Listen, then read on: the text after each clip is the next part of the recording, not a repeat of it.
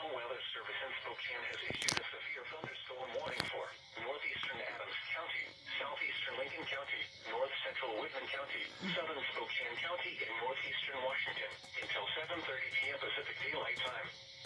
At 6:52 p.m. Pacific Daylight Time, severe thunderstorms were located along a line extending from 11 miles northeast of Richfield to 24 miles southwest of Medical Lake to 16 miles southwest of Cheney to 20 miles north of Colfax, moving northeast at 50 miles per hour. Hazard, 70 miles per hour wind gusts and quarter-size hail. Source, radar indicated. Impact, hail damage to vehicles is expected. Expects considerable tree damage. Wind damage is also likely to mobile homes, roofs, and outbuildings. Locations impacted include Spokane, Cheney, Airway Heights, Medical Lake,